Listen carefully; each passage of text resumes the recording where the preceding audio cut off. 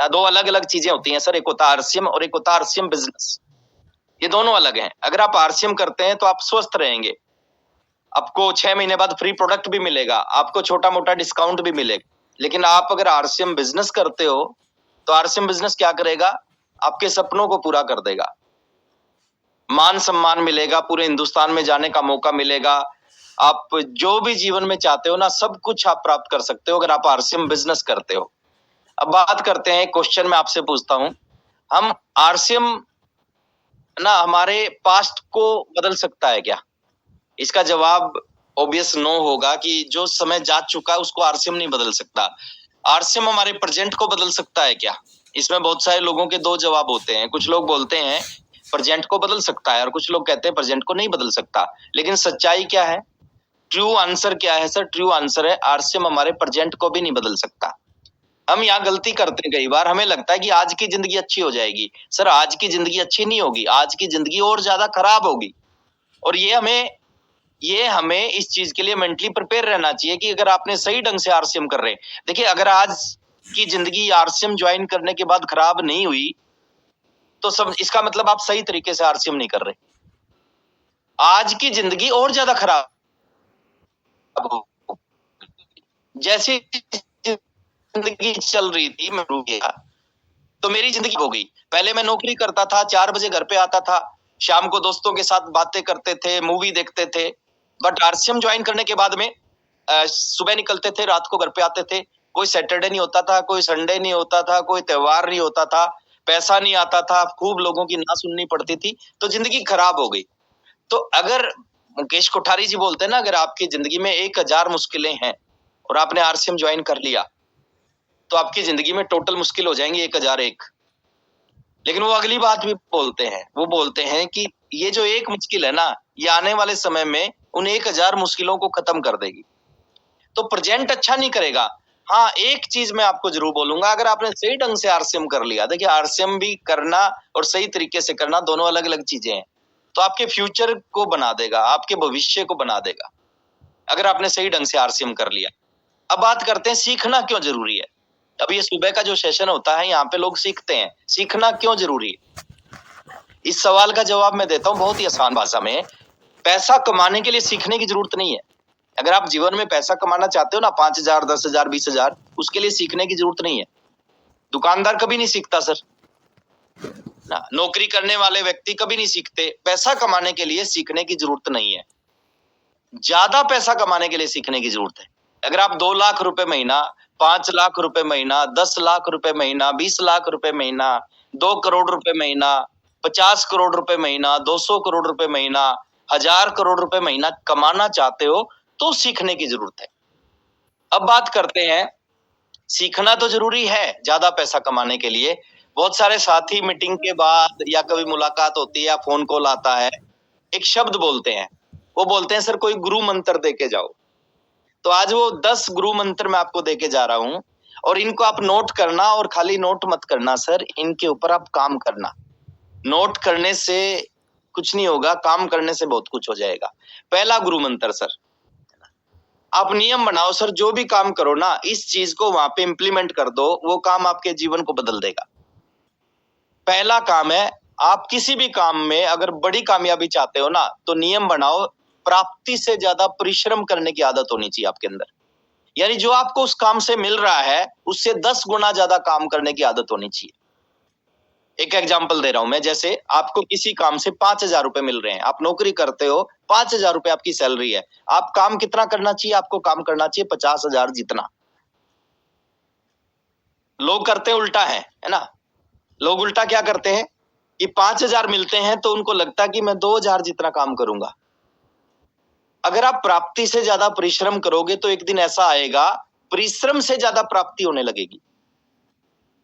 आप 5,000 मिल रहे हैं, 50,000 जितना काम करोगे तो एक दिन ऐसा आएगा 50,000 का काम करोगे और मिलेगा 5 लाख आपको। ये नियम है सर, नियम। और परमात्मा आपको देखता है, जब आप किसी भी काम को ईमानदारी से, जो उससे मिल रहा है उससे ज्यादा आप काम करते हो ना, परमात्मा आपको देखता है। मैं एक एग्जांपल देता हूं सर, आपकी दुकान है और दुकान में 2 एम्प्लॉइज हैं। एक एम्प्लॉइज, दोनों की सैलरी 10-10 हजार है, एक 10,000 सैलरी लेता है और 50,000 जितना काम करता है, और एक 10,000 सैलरी लेता है और 5,000 जितना काम करता है। आपको दोनों में से एक को निकालना है, किसको निकालोगे? जो 10,000 लेता है और 50,000 जितना काम करता है, उसको कभी नहीं निकालोगे सर। तो प्राप्ति से ज्यादा परिश्रम करने की आदत होनी चाहिए। दूसरा टिप्स, कामयाबी का टिप्स, मंत्र कामयाबी का, 3 से 5 साल का माइंड सेट रख के काम करना चाहिए इस इंडस्ट्री में। कई बार हमें लगता है 3 महीने करके देखता हूं, है ना, 10 दिन मिरेकल मॉर्निंग में आके देखता हूं, सर कुछ नहीं होने वाला। बहुत सारे साथी इस काम को करते हैं, इसलिए मैं बता रहा हूं। 3 से 5 साल का माइंड सेट होना चाहिए कि जीवन को बदलने के लिए, बिजनेस को बिल्ड करने के लिए 3 साल, 4 साल, 5 साल लगेंगे। इससे पहले बिजनेस नहीं बनता, नहीं बिल्ड हो सकता। माइंड सेट कहां पे कितना रखते हैं? जैसे एक आदमी एजुकेशन लेता है, 12 साल की पढ़ाई करता है, 3 साल कॉलेज में जाता है, 5 साल का एकेडमिक कोर्स, 20 साल का माइंड सेट होता है वहां पे। 20 साल उसको पता, 20 साल तक कुछ नहीं आएगा, स्कूल से कुछ नहीं मिलेगा, फीस देनी पड़ेगी, कॉलेज में जाएंगे कुछ नहीं मिलेगा, एकेडमिक कोर्स में कुछ नहीं मिलेगा। उसका 20 साल का माइंड सेट होता है, और 20 साल का माइंड सेट उसको क्या देता है सर?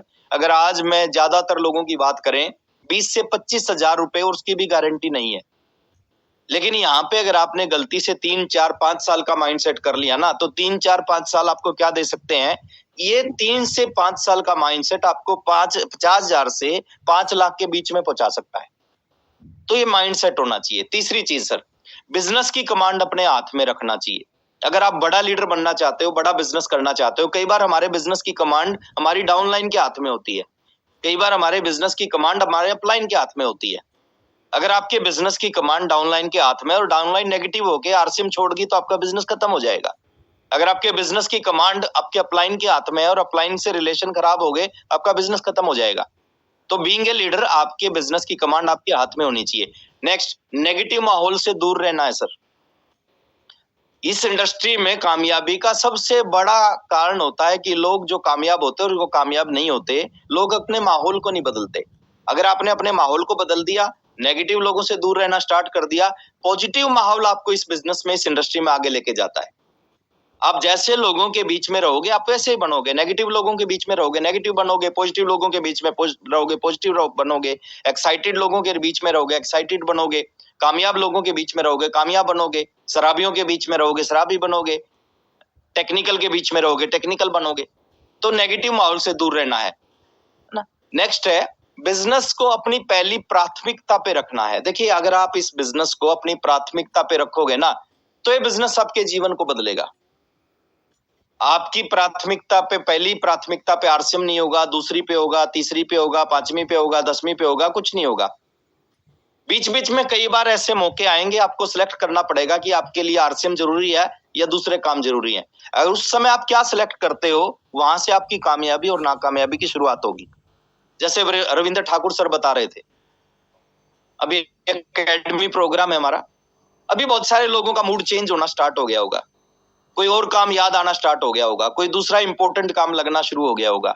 अब यहां से उनकी कामयाबी की और यहां से उनकी नाकामयाबी की शुरुआत होती है। इन 24 सालों में कई बार ऐसा मौका मिला कि मेरे लिए कोई दूसरा काम भी था और मेरे लिए आरसीएम था। मैंने 24 के 24 सालों में हम 100% टाइम आरसीएम को सिलेक्ट किया। मैं एक छोटा सा एग्जांपल दे रहा हूं, शायद इस एग्जांपल से आप समझ पाओगे कि आरसीएम को प्राथमिकता पे रखेंगे तो आरसीएम क्या देगा आपको। 2005 की बात है, 2005 में मेरे साले की शादी थी, एक साला, उसकी शादी, सेम डे में, सेम डेट में सौरभ छाबड़ा जी की शादी। देखिए, 2 ऑप्शन थे मेरे पास में, सौरभ छाबड़ा सर की शादी में जाना है या साले की शादी में जाना है। मैं कहां पे गया सर? मैं गया सौरभ छाबड़ा सर की शादी में। 1 साल हुआ था मेरी शादी को। मेरे पूरे ससुराल पक्ष वाले नेगेटिव हुए मेरे से। उन्होंने कहा कि एक दामाद है और वही शादी में नहीं आया, कैसा दामाद है। लेकिन मेरे लिए प्राथमिकता आरसीएम थी, मैंने आरसीएम को चुना सर। और ऐसे ऐसे एक एग्जाम्पल नहीं, पता नहीं कितने एग्जाम्पल है मेरे पास में। आज समय का अभाव है, कभी दोबारा मौका मिलेगा ना, मैं आपको सैकड़ों चीज गिनवाऊंगा कि जब मौका मिला, 2 ऑप्शन में से एक सिलेक्ट करना था, मैंने आरसीएम को सिलेक्ट किया। तो आपको आरसीएम को सबसे बड़ी प्राथमिकता पे रखना चाहिए, क्योंकि आपको आरसीएम अपनी प्राथमिकता पे लेके आओगे। सचिन तेंदुलकर की प्राथमिकता सर कुछ और नहीं, क्रिकेट है। अमिताभ बच्चन की प्राथमिकता फिल्म इंडस्ट्री है, इसलिए फिल्म इंडस्ट्री ने उनके जीवन को बदला है, इसलिए क्रिकेट ने उनके जीवन को बदला है। आरसीएम आपके जीवन को बदलेगा अगर आपकी प्राथमिकता आरसीएम होगी तो। नेक्स्ट, रूल रूल को याद रखना है, रूल को याद रखना है, रूल को कभी भूलना नहीं। रूल क्या है sir? Rule number 1, upline is always right. ये रूल है, ये रूल है और रूल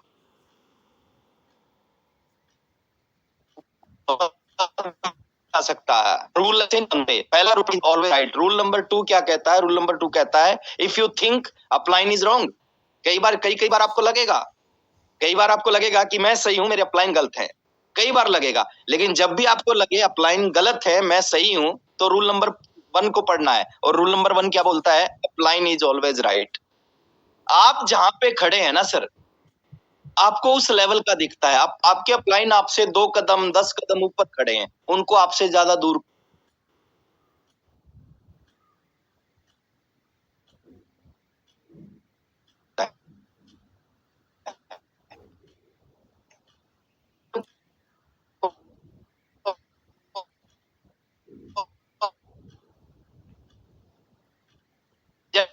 करके रूल को याद रखिए।